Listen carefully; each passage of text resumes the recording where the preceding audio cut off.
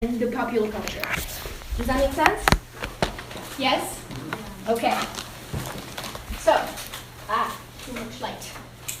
Let's get going because as usual we have so much to cover. But I wanted to bring this in. Any guesses as to who this could be by? The guy. What tipped you off? Ballerinas. The ballerinas. So why do you think I brought this in?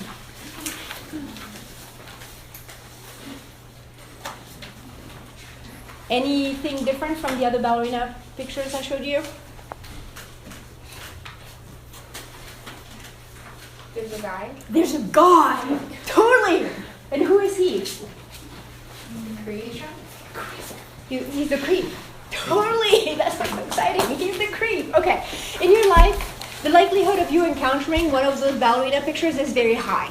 Most of the time, it'll just be the girls. Then sometimes you'll see a guy. If it's a guy in gray with a baton, he's probably the ballet trainer, their teacher. If you see a guy in black with a top hat, he's the creep. Okay? He is the client. He's a prospective client. But you see that here, this is a Degas study for a painting. The creep matters to Degas greatly because if you look here, there's a little ghost of a creep. You see him right there? So at first he composed them in a different space and he was kind of like leaning back on his chair like, yeah, right? And then he moved them closer to the ballerinas. And here, this is not the behind the scenes at the ballet. He's actually on stage during rehearsal. So this is probably a really influential patron of the opera house. Because this would be the audience and these are the wings and this is the back of the theater, right? And he's literally on stage with them, checking out the bodies that he may consume later. So think about Salomon Godot, right? This is what's happening right here, okay? So now we have to tackle the great question of the week. How was the reading? Wait, so we didn't have to do Dombrowski, Right. but we have to do like Weschler and Shapiro. So yes, Shapiro. Is that it? Was there more? Yeah, there was Suha. I didn't see this one. I'm sorry? There's Merleau-Ponty and Shapiro on Cézanne. And there was Herbert, Lay, and one more. I forget what. Dombrowski. And Dombrowski, but that one got erased. Wait, Okay. so that was this week? Mm-hmm. Was the on the because on the new syllabus like I don't see. Oh, this is 27. Is this one it? These Yeah. two? Oh, okay, my bad. Sorry. So who did not do the reading? That way I don't waste my time. I didn't do this. So who read Shapiro? Who read Merleau-Ponty?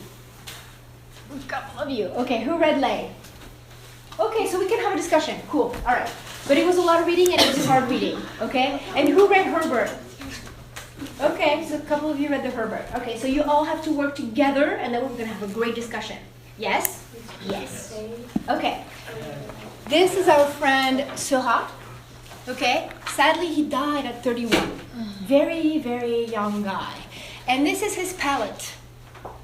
What do you think of his palette? Are you surprised at all by its appearance? You're not. Tell me. It's very organized. Very He organized. doesn't even use the top half. I know. The first time I saw this, I was like, dude, really? Because when I paint, it's like everywhere. Right? So very organized. And so why are you not surprised? Because he was all about the scientific study of line and color and all that. Right. And so having an organized palette actually makes a lot of sense for somebody like him. Right? And you see how we have a lot of whites and then we have the pigments underneath. That way, each pigment could be like diluted in tonally to a lighter color. Okay? And so basically we have this gradation happening between the two. Okay? So, what's this? Huh? La Grande Jatte. Yes, so I brought a study. What's the difference between the two? One's more pixelated. What? This one's more pixelated, and the other one's more clear and like focused. So I love the anachronism, but because it's so evocative. It's pixelated. Today in 2016, we talk in terms of pixelation, but that's not, what we would say at the time. So we talk about brushstrokes that approximate what we think of as pixelation, right? What else would be different about these two objects if you were to see them in context? One is like almost like the pointillism Yeah. versus like acting broad brushstrokes, but continuously. Right. So the facture is a little bit different. One is tighter, the other one is looser. What else? The girl, Which girl? the running girl. This little girl? Yeah, So she's like a little bit of a she's standing. ghost orangey thing. What the answer I'm looking for here is scale. This one would be very small, and this one is Massive. massive. Yes, indeed. So this is Sunday Afternoon on La Grande Jatte, exhibited in '86 at the last Impressionist exhibition, and it garnered immediate notoriety, and it was seen as a challenge to earlier practitioners of Impressionism. And Fénéon, who was a critic at the time, called it neo-impressionism. This is where this comes in, because it's seen as a challenge to earlier impressionists. Okay? If we rehearse what you learned from the Seurat, from the Herbert, and from Darcy's lecture, what do we need to know about La Grande Jatte? If you write about it on the final, what do I need to take off? He did preparatory sketches and studies. Awesome. Yes. A lot of them. Yeah, in different media. We have the drawings and we have the paintings. Yes. What else? He was really focused on color and light. Focused on color and light. Yes. How did that focus, how was it translated on the picture plane? Like he basically just tried, instead of like using color for like color itself, he tried using color to create the like lighting. Yeah. So we'll get back to that notion of color and light in a minute. What else? Yes, James. Intervals, so the intervals of where they're at. Darcy told you, if there's one word you're going to bring up with Seurat, it's interval. Yes. So here, that means that negative space matters as much as positive space. Interval. Interval implies rhythm. Interval also implies composition. It implies choices. You decide where you put things across the picture plane to compose it. And why does he need to compose at this scale? Because when you paint large, you need to know where things are going to go. Okay, what else do we need to know? Uniformity. The uniformity. Tell me more. What's uniform about it? The dots are like in equal size all throughout, in foreground and background. Okay, good. Yeah, what else? There's another word she kept repeating. Darcy. Stasis. Yes, stasis. If there are two words you're going to remember for the final, it's interval and stasis. There's a lot more you can tell me that I'll be super happy about, but if you put those two, I'll be pretty darn happy already. Okay? But if we read the Herbert, there's a few things he tells us. Is that La Grande Jatte, even though it's obviously modern, it is still very much related to the French classical tradition. Because it harks back to a genre of the fête champêtre. And the fête champêtre is what Manet did with Luncheon on the Grass already. The fête champêtre is people out in nature. It's people frolicking. It's people picnicking. And here it's people in a park. Okay? So he's actually citing, he's referring to a genre that has been established for a couple of centuries already. But also the size, right? Court Natalis, it's massive. Yes. It's also related to the French classical tradition because of the process of production. And this is something that Michel talked about. Can you repeat the process of production? The studies. Oh, right. Right? This Yeah. is the process of production. You don't like, one day you wake up, oh yeah, the painting's here. He worked for months creating one little study after another to create it. Then composition and ordering. This is where your interval comes in. This is where your composition, your choices come in. And then the ambition to make art worthy of museums. This was his goal the entire time. I'm going to make something big and it's going to go in a museum. So this, he's really implicating himself in the French tradition of art making. But it is modern. How is it modern? Because it very much relies on two-dimensionality. Okay, there's a flattening that happens. It also relies on geometry a lot. Then there's the facture, and by facture I mean the application of paint. And a couple of you already have mentioned the words dots, points, and pointillism. Okay, we'll get back to that in a second. Then, as Chase mentioned, scientific inquiry. And even though there's a typo here, this is experiment. Okay, a scientific experimentation, namely color theory and optical science, and we'll get back to that in a minute. So the goal, the crux here is that it is modern because this painting has cerebral aspects. There are cerebral aspects to understand the painting. Now, some critics recognize Seurat's ambition to, quote, impose classical order upon modernity. So he's definitely claiming to be modern, but with a classical order. And what you need to know is that the colors have dulled because he used, Herbert calls it impure, I call it unstable.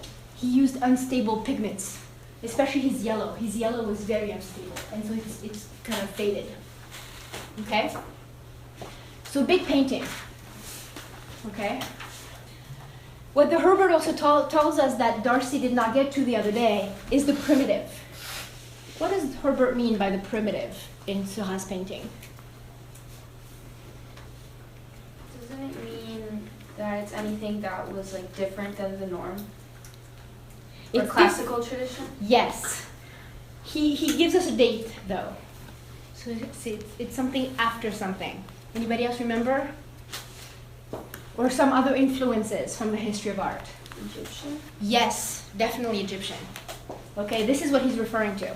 The primitive here is a departure from conventions of post-Quattrocento art. And Quattrocento is high classical.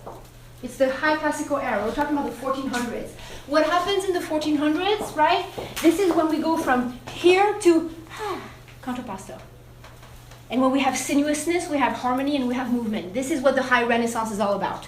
So the primitive is pre-Quattrocento, meaning stiff, meaning archaic, right? So that can take us back to ancient Greek art, archaic art, and hieratic. Primitive, archaic, hieratic. These are three words that are used to talk about Seurat's paintings, particularly like a Homjat. Okay? And the lateral configuration of figures, right? And the flatness, and indeed the word interval. Okay? He also goes back to what I was saying, the pre-Quattrocento is the Trecento, right? The 1300s. Italian primitivism. And that's Piero della Francesca. That's what Darcy was telling you about, that painting that she showed you by Piero. But here we have a quote that is priceless, right? That is recounted to us by Gustave Kahn, who was a critic of the era. And this is Seurat talking. Seurat tells us, the Panathenaeans of Phidias, Phidias being a Greek sculptor, right, formed a procession. I want to make modern people in their essential traits move about as they do on those friezes and place them on canvases organized by harmonies of color, by directions of the tones in harmony with these lines, and by the direction of lines. He's claiming frieze. He's literally telling you, I'm making a frieze. Okay, so when you look at it,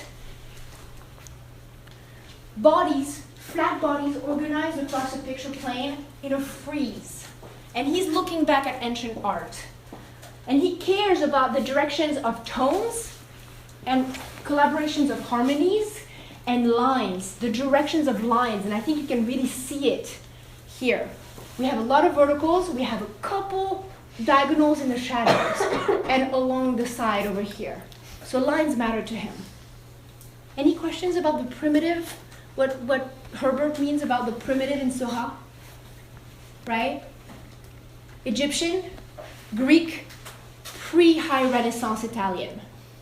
Those are the three versions. And then we also know that he looked at fashion plates, right, which are very static, and wooden toys, mannequins.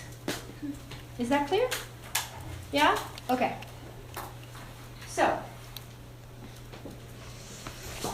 let's talk about his claims to science. First of all, after he came out with this amazing painting, people were like, oh my God, neo-impressionism, scientific. Because he was departing so much from the previous impressionists, we had two camps. They identified two camps. We had the romantic impressionists, and that's our Monet, with the water and the light and the sailboat, versus the scientific impressionists, or the neo-impressionists. And that is Seurat, and that is Signac, and a bunch of others. Okay? what Seurat was trying to do with his juxtaposition of colors, and we're going to look at details so you can really see how he applied the paint, is optical vibration. Who here has seen a Seurat in real life? Oh, I hope you get to one day. It's kind of amazing. Because when you look at it, when you're really far away, you can tell, like, something's kind of fuzzy, but you really see the subject matters, right? And it kind of scintillates a little bit. All these little colors next to it, they kind of scintillate. And then you come close and all you see are dots and dashes. It kind of dissolves into nothingness. It's pretty amazing. But so imagine that the whole surface kind of vibrates a little bit, okay? He had a claim to optical mixture. What does that mean, optical mixing? What does it mean? Does anybody know that term?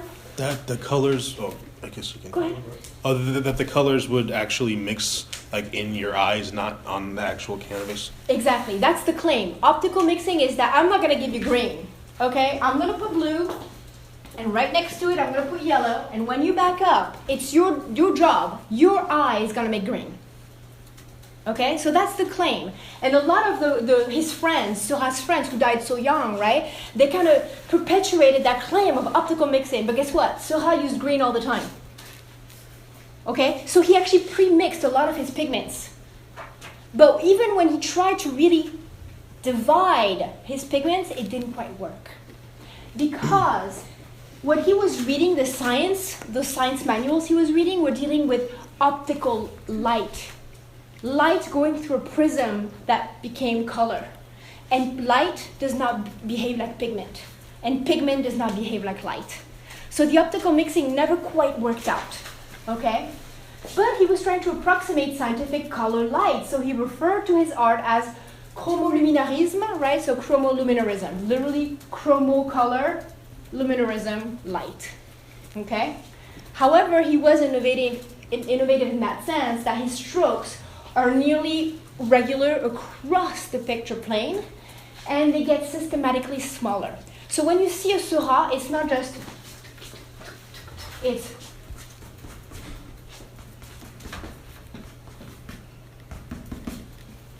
a bunch of layers. He's building a bunch of layers that come towards you, and the last layer that is the closest to you will have the smaller dash, or the smallest dot. Does that make sense? Okay, so you really see this weaving almost of pigment that is happening.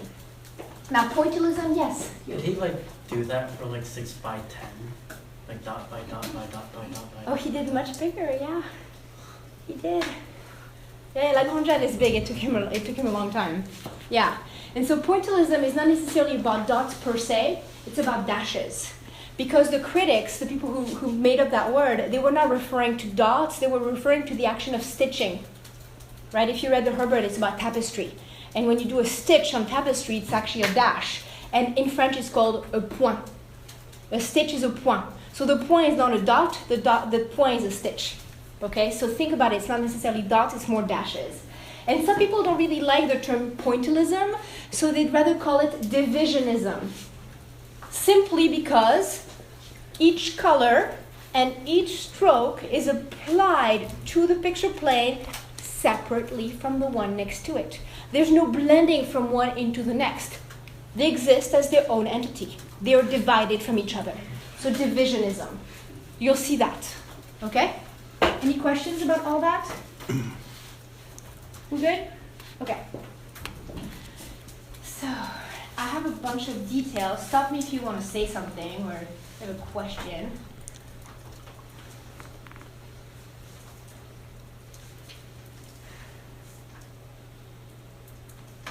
So in his final work, he went from, in his studies, you see like these long, like stitches, and they become smaller so they look like points. Yeah. In our eyes, but they're not points, they're like little dashes. Yeah. So this is a finished painting. Oh. Is there any way to know, this is a detail, I should say, of a finished painting. Is there any way to know what this is?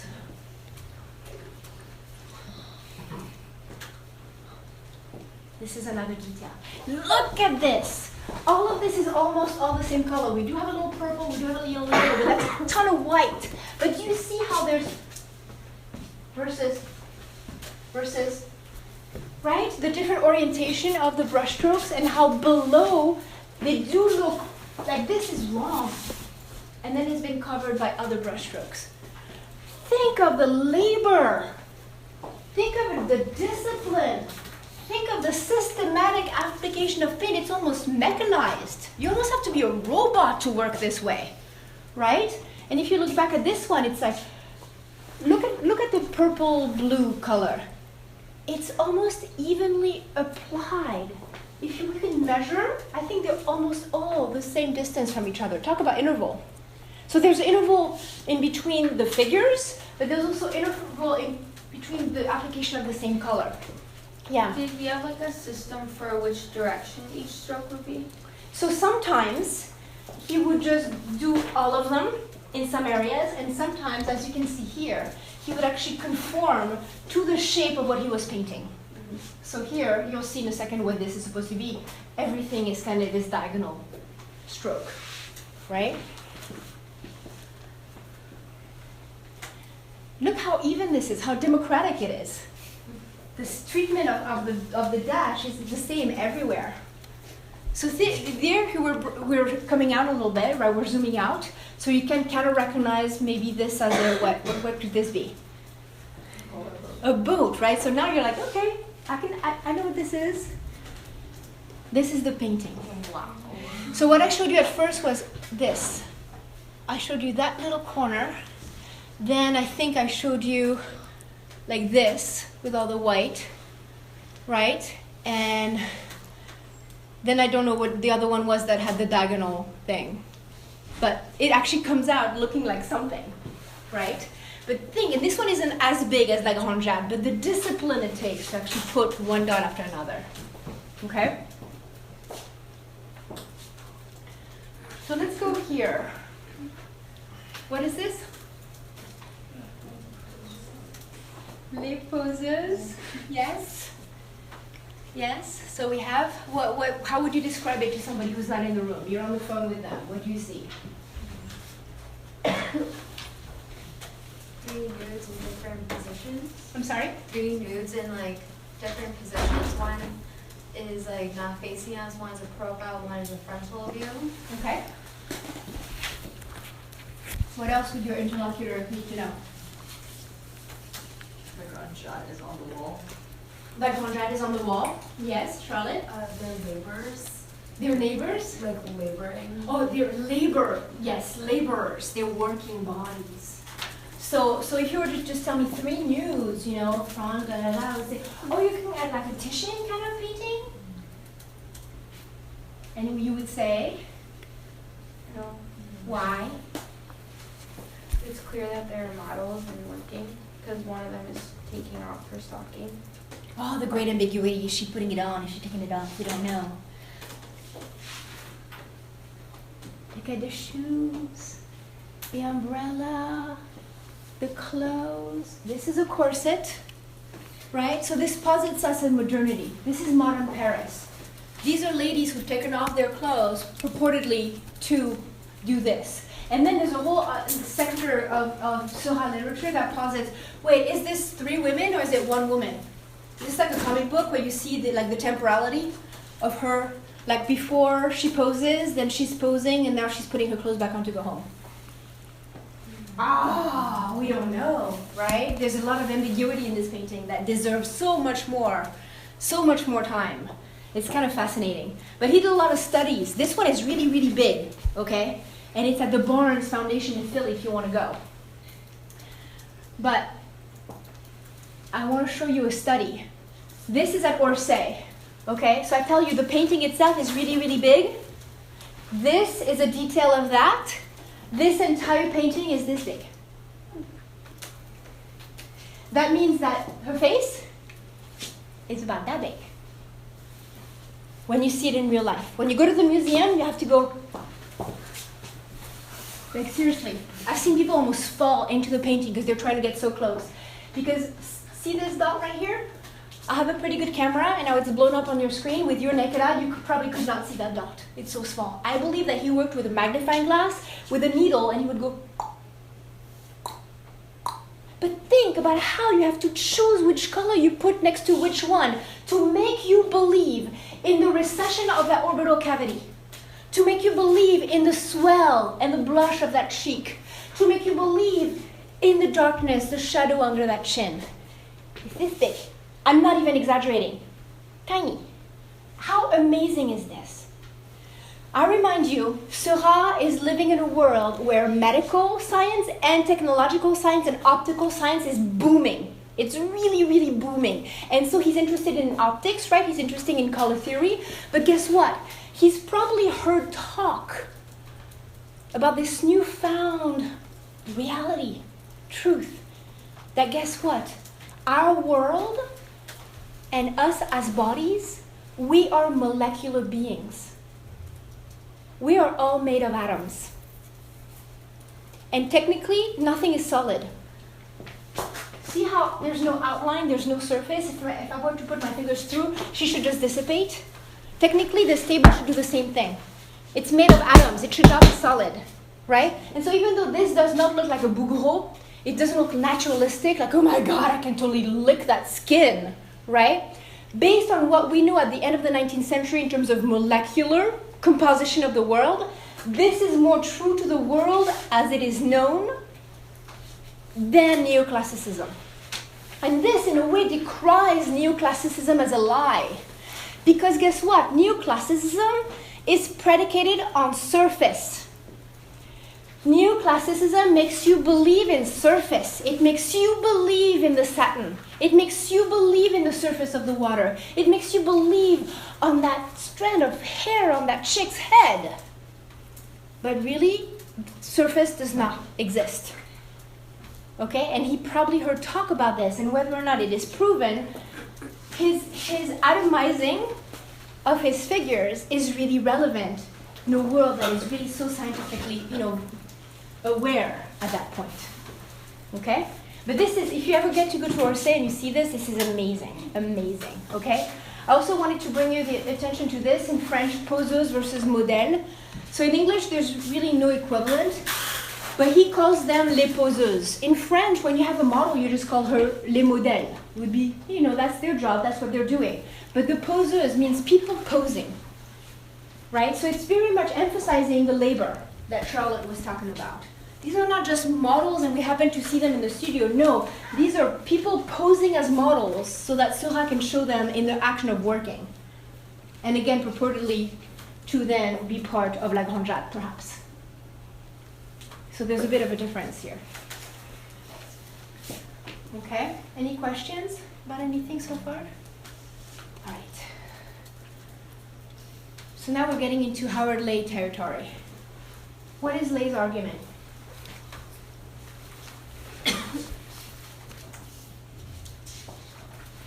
He talks a lot about the advertisements of the time, and also talks about the commune. People were, oh, it's so cool to go to the carnival and see all the local and all the poor people, like the bourgeois class, and then the commune happened, and then they're like, these carnivals are cesspools. Yeah. So there's a bit of anxiety. Anxiety about the lower classes and how they can revolt and provoke political instability. So when you go to Montmartre, that's the world you're going into. You're going into the world of the lower class that can destabilize a government. Okay? So what does Lay tell us about the advertisements, the posters?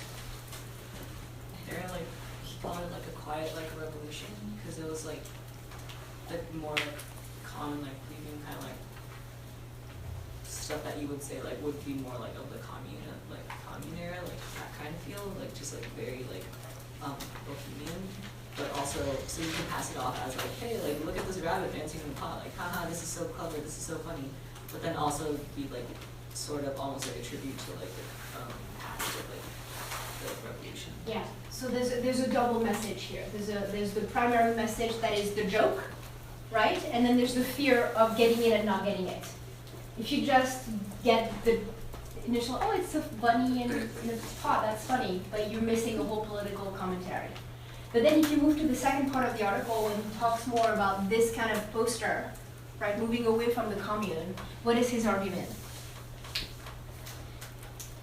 They like show like chaos and having fun, but there's like a message that you have to like keep it controlled still at some point. Yeah. Yeah. And how does that relate to Seurat? Harika, you have any idea?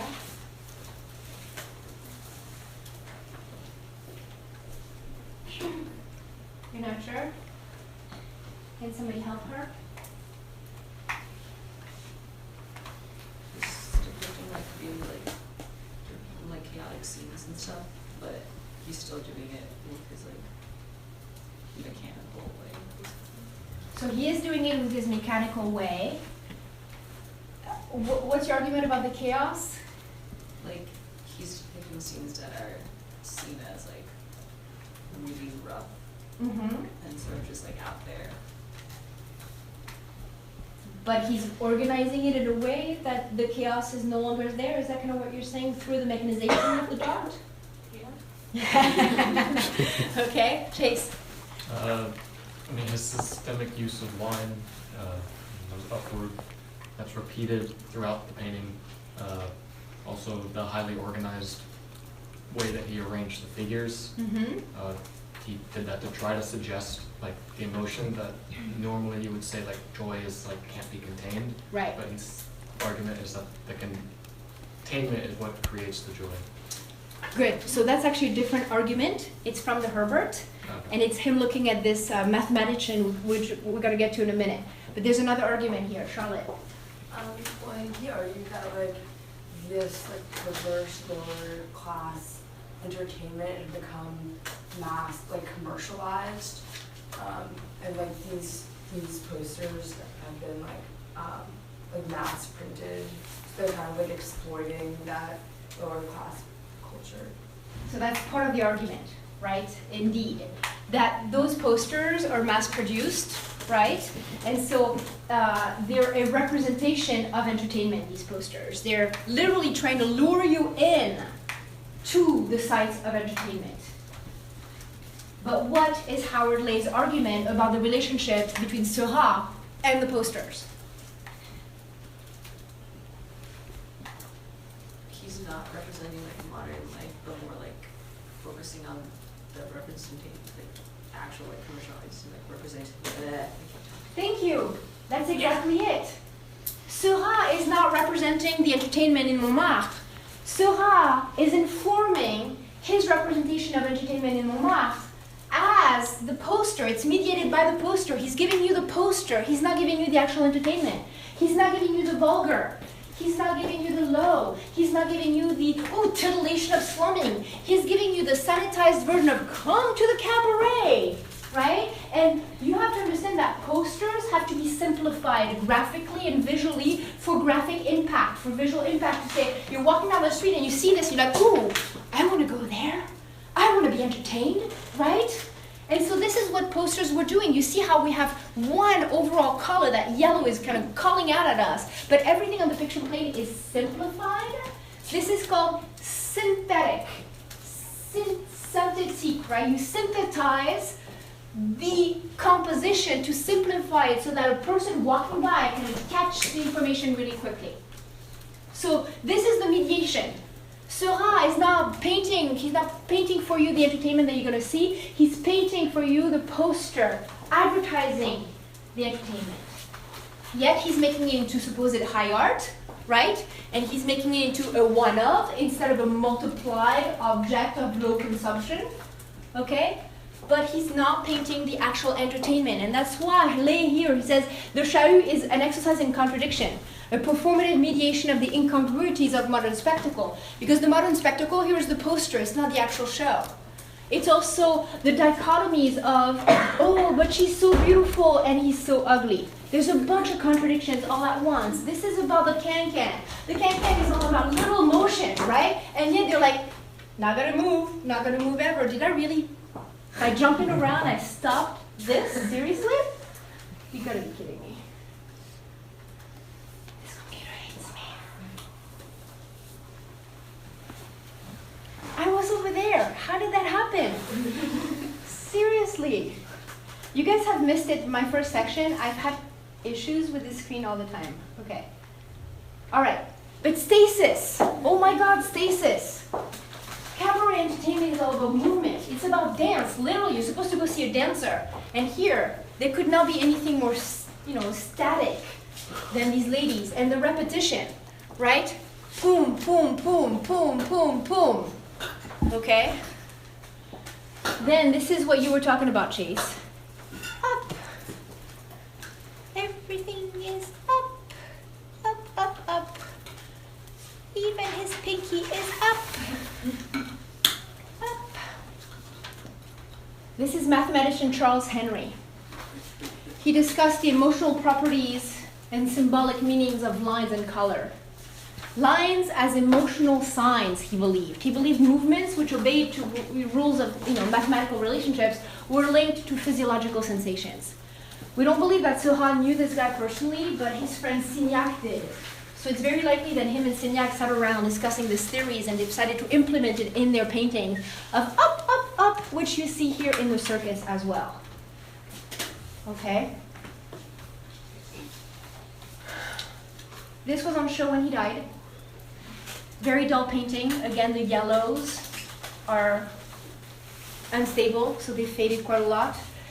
I'm not going to engage with this because we have 10 minutes left, and I'm assuming you want to talk about Cézanne and Merleau-Ponty. So you are on your own with this one. Okay, Cézanne. This is him as an old man. He carried his easel all the way to the motif in plein air, right? He's painting. He is from this part of France. He went up to Paris, then he came back, and this is where he does this. He grew up with Zola. Zola wanted to be a painter, Cézanne wanted to be a writer. And then they switched. And that's why when Zola criticizes him, it hurts him so much, because Zola did study drawing, and so he kind of knows what he's talking about. And you're my best friend, and you say really mean things about me, and you wrote a book about me, and I recognize myself, and you hate me. I'm going to go home. So he leaves Paris, and he becomes a hermit. And he paints the same thing over and over and over again. And when I say becomes a hermit, I mean it. And he becomes really, really grouchy. And there's this young man, Émile Bernard, who sees him as a god. And like, oh, I'm going to go interview him. And can I come on the motif with you? So he follows him to one of these expeditions. And at one point, Cézanne is old and he kind of stumbles. And the young man tries to help him. And he goes, get off me, get out of here. Right? He cannot deal with anybody around him anymore. Okay? And he paints the same thing over and over and over again. This is him as a young man, when he was murderous and a rapist, and had all kinds of fantasies of, violence. And this is him as an old man, and this is his studio, which you can still see in Aix-en-Provence. So, Merleau-Ponty, 4 pages of hard language. What did you get out of it? You're looking. Chase is giving me a face. Consulting my notes. It's short, but it's fact. What did you get out of it? Thanks. I like what she called it was an intuitive science of, she called it was an intuitive science, which was like he was painting kind of before the mind puts things together. So like he was painting like, I don't want to say painting them, but like before, like as the eye actually sees it before any thought goes into what you're looking at. So there's a moment that's ambiguous in the text, because then he says, but then Cézanne never thought he had to decide between thought and feeling. That he could do both. So there's still thought, there's still choice, there's still composition in Cézanne, but I think the seeing matters a great deal. Yeah.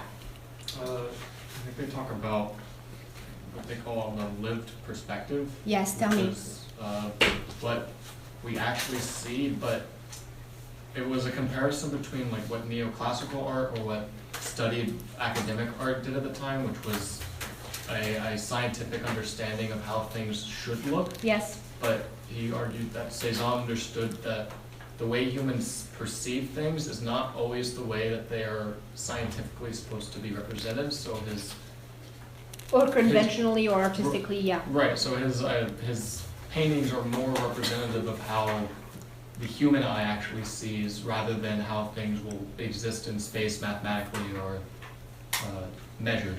Great. Everybody go find that passage. Scan the article for lived perspective. That is the key moment. Thank you, Chase. No, I'm not kidding. This is a very important moment. I'm going to get back to it in a minute. But let's look at some details. And here is a painting of his wife. I wanted to emphasize the wonkiness of composition. And wonky is a totally scientific term. This is Merleau-Ponty. He's a phenomenologist. He's a philosopher. That's why this text was hard, okay? And he's interested in the constitution of meaning in human experience. How do we make meaning out of our time on earth? How do we experience life? And how do we make meaning out of it? The argument is the foundational role perception plays in understanding the world as well as engaging with the world. Engaging with the world is not necessarily understanding it. They're not necessarily the same thing. If there's one word you have to remember with Cézanne and you have to put on the final, it's perception. Perception. Perception has an active dimension in that it is a primordial openness to the life word. So Lebenswelt, it's a German philosophy thing. You don't need to know about it. But think in terms of primordial openness. How do we experience the world if we're closed off? To what degree can you be open to your own experience of the world? And my experience of the world will not be yours and will not be James, right? Nor will my experience of the world today be the same tomorrow. Okay? My experience of the world is not the same when I'm sad or when I'm happy. When I'm hungry or well-fed. When I'm tired. It will not be the same when I'm 20 years older. How open are you? How open are you to not relying on what you already know about the world and really see anew every time? That should strike a bell. Kind of like Baudelaire and Mallarmé, see anew every time. But this has a greater dimension. It's not just about seeing. It's about experiencing. The full experience of the world. How open are you primordially every time for it to be a new experience, right? All consciousness is consciousness of something. So to kind of simplify, have you ever had this experience where you go, oh my God, like for a second, you look like Angelina Jolie. I mean, I know you're not, right? But for a second, I saw it, right? How open are you to allowing that to be your truth for that 1 second? Or that if I look at Rebecca, but my eye catches, that light over there, I look back at her and she looks green. I know Rebecca's not green, but for that one moment she was. And it is fair for me to paint her as green on my canvas, because that, I am open to that experience of the world. Okay? So remember with Monet, it's about light and it's about seeing the world, to be true to what you see, true to what I see, true to what I see. With Cézanne, it's more than that. Can I even trust what I see? Can I trust the optical system that is embedded in my body? When I know that now we have microscopes, right? There's so much more to the world than I can see with my eyes. So can I trust what I see? Is it a true representation of the world around me? Right? But then, it is my experience, so my experience is what I will paint. But this is a never-ending frustration as to what is the reality of the world. Does that make sense? It's the same, like, I think, therefore I am working it. Kinda. So by the end of his life, Cézanne can no longer finish a painting. He will throw them into the fire, one after another, because he feels that his experience, he tries to be so true to his experience of the world, but is it ever really true? Because guess what? That primordial openness, right? It's, I see you, and tomorrow you might look different to me. But I have to be open to my experience of you. But it can also be that I put my mark down, I look up, it's different. Am I open to even that slight change between one mark, looking down and looking up? And that's why sometimes, the line of the table does not match on his painting, is because, for a second, I thought you were Angelina Jolie. That's the table, right? This is a strong table. It's not going to go anywhere. That line is straight. We all know it's straight. Will it ever look straight to us if we look away and we look back? Not necessarily. And that is phenomenology. That is his experience of the world. Okay, so this is a definition. It's not from a philosophical dictionary, but it helps. method of procedure originally developed by some German dude, right, which involves the setting aside of presupposition about a phenomenon as an empirical object and about the mental acts concerned with experiencing it. Yeah. Is that why he paints the same thing so many times? Yes. Because they will never ever be the same to him. So an apple is not an apple is not an apple. It's always going to be that one experience.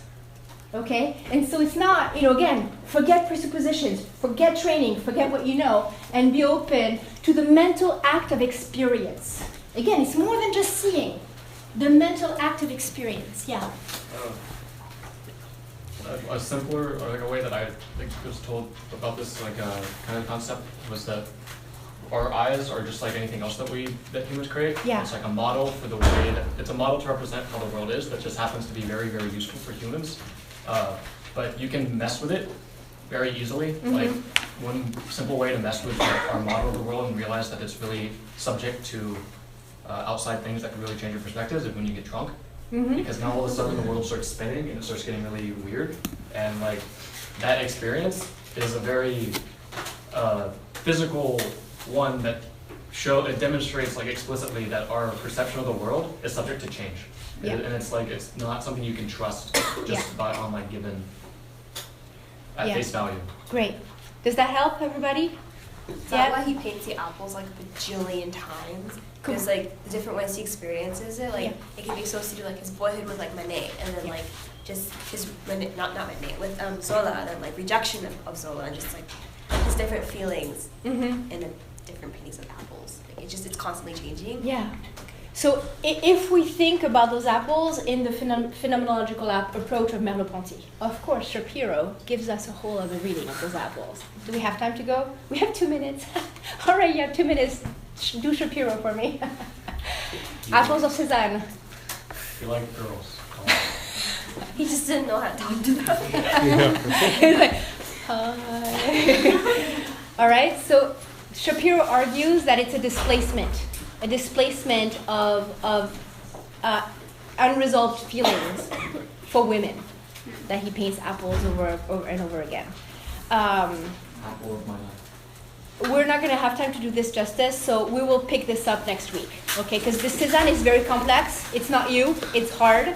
So I want to give us the time to kind of understand it. If you came in late, I invite you to come and look at these newspapers. They're from the 1890s.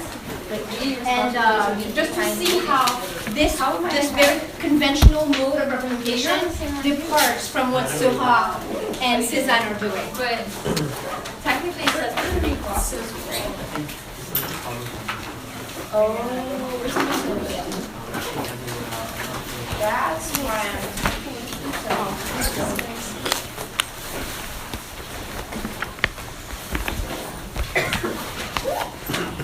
oh, I forgot to take roll. I'll leave.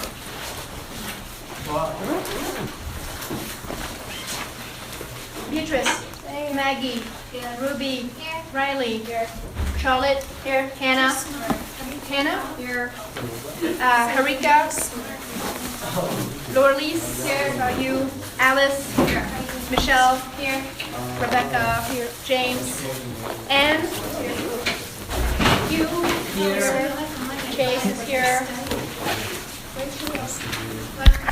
Anya,